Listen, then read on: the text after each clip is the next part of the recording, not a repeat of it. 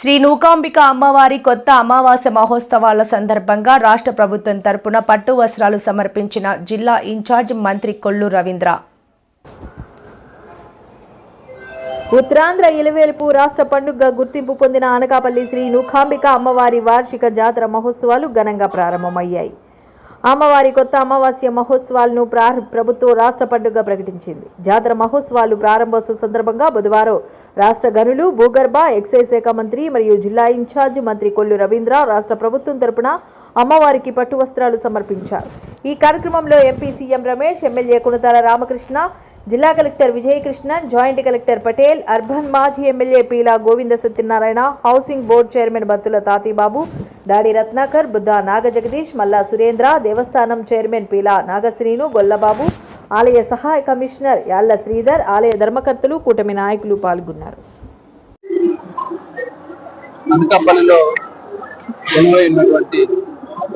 నూకాలమ్మ తల్లివారి జాతర మహోత్సవ కార్యక్రమం ఈరోజు ప్రభుత్వ లాంఛనాలతో అమ్మవారికి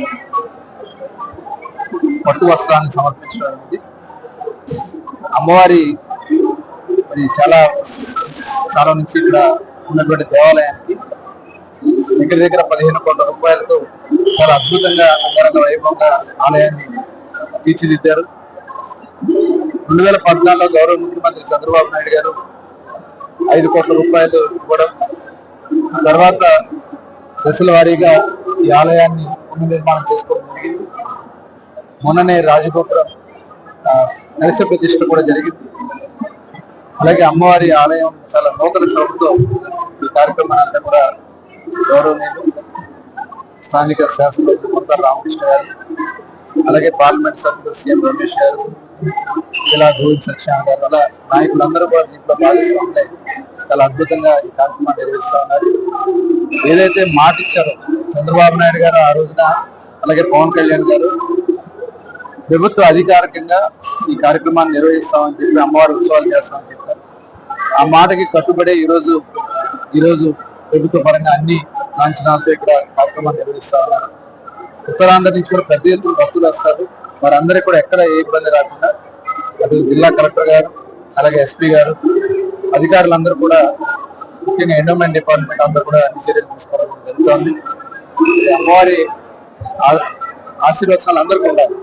ఎందుకంటే రేపు గౌరవ ముఖ్యమంత్రి చంద్రబాబు నాయుడు గారు ఆంధ్ర రాష్ట్రం అంటే భారతదేశంలోనే అత్యంత ప్రతిష్టాత్మకమైనటువంటి ఆర్సెల్ఆర్మిట్టల్ స్టీల్ ప్లాంట్ కి సంబంధించి రేపు 23వ తారీఖు ఇక్కడ శంకుస్థాపన చేయబోతా ఉన్నారు. పెద్ద ఎత్తున ఈ కార్యక్రమానికి దేశ నలుమూలల నుంచి కూడా పెద్ద ఎత్తున మరి అనేక మంది రాబోతా ఉన్నారు.